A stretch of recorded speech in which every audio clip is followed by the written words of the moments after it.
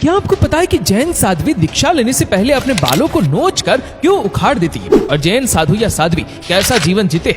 आखिर जैन साधु खाना कहाँ से लाते हैं? क्या सच में जैन साधु रात को सोने के बजाय ऐसा काम करते हैं? और क्यों जैन साध्वी गर्म पानी का ही उपयोग करते हैं? आखिर जैन साध्वी सफेद वस्त्र ही क्यों धारण करते हैं? दोस्तों, आज हम आपको बताएंगे जैन धर्म में पुरुष और महिलाएं दीक्षा कैसे लेते हैं। तो आइए जैन साधु और साध्वी की दुनिया को करीब से देखने का प्रयास करते हैं। नंबर 1, जैन साधु सुबह 4 या 5 बजे उठते हैं। हमारी भाषा में कहे तो 1-1.5 घंटा मेडिटेशन करते हैं। जैन भाषा में कहे तो प्रतिक्रमण प्रतिलेखन करते हैं। आखिर इस मेडिटेशन की प्रक्रिया में क्या होता है? ऐसे तो जैन संत हिंसा आदि कोई भी पाप नहीं करते, लेकिन जाने अनजाने में कोई भी पाप हुए हो तो वो सब पापों का पश्चाताप करते हैं। नंबर 2, जैन साधु की शिक्षा सूर्य की पहली किरण से शुरू हो जाती है। जैन ग्रंथ हजारों की संख्या में मौजूद है। जैन साधु ग्रंथों के अद्भुत श्लोकों को कंठस्थ करते हैं। नंबर 3, लगभग 8:30 बजे तक ये श्लोक पाठ होता है। उसके बाद मंदिर में दर्शन और ऐसे छोटे मोटे काम करने के बाद वापस 9:30 बजे के आसपास शास्त्रों के अर्थ सीखते हैं, जिसमें साधु भगवंत अन्य साधुओं को शास्त्रों के रहस्य समझाते हैं। नंबर 4, जैन साधु दिन में एक ही बार खाना खाते हैं। जैन भाषा में कहे तो एकाशना, और वो भी सिर्फ दोपहर को।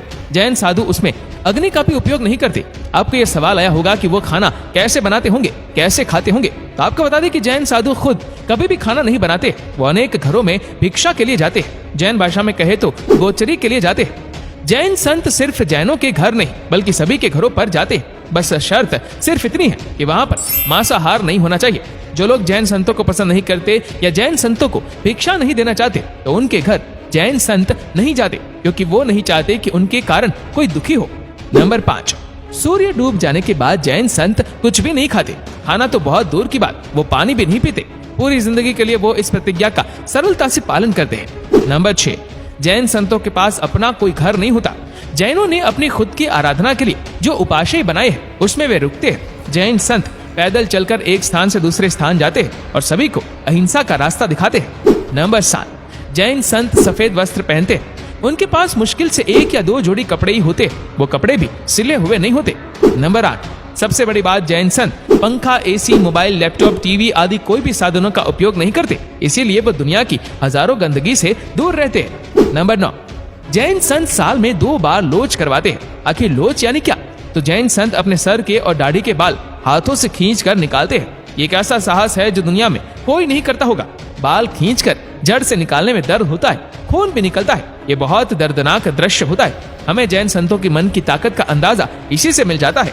नंबर 10, जैन संतों के जीवन में ब्रह्मचर्य का पालन सबसे महत्वपूर्ण होता है। मन में कभी भी गंदे विचार नहीं लाते। दीक्षा लेने के समय भी कुछ मजबूत आचारों का पालन करते हैं, जैसे कि विजातीय इंसान को स्पर्श नहीं करना। जैन संतों के उपाशय में सूर्यास्त के बाद और सूर्योदय से पहले बहनों को प्रवेश बंद होता है, और इसी तरह साध्वी भगवंतों के उपाशय में भाइयों का प्रवेश बंद होता है। ब्रह्मचर्य ही जैन संतों का सबसे उत्तम स्थान है। उससे वो अपनी आत्मा को पवित्र बनाते हैं। जैन साधु भगवंत दुनिया की तमाम स्त्रियों को अपनी माँ, बेटी या बहन के रूप में ही देखते हैं, और साध्वी भगवंत दुनिया के तमाम पुरुषों को अपने पिता, बेटे या भाई के रूप में ही देखते हैं। ये बातें हमने संक्षेप में देखी, और ये देखकर ऐसा कह सकते हैं कि जैन संत अपना जीवन कितनी कठिनाइयों में जीते हैं, और आज के युग में ये बहुत बड़ी बात है। इसीलिए कहते हैं जो साधु बने वो महान है।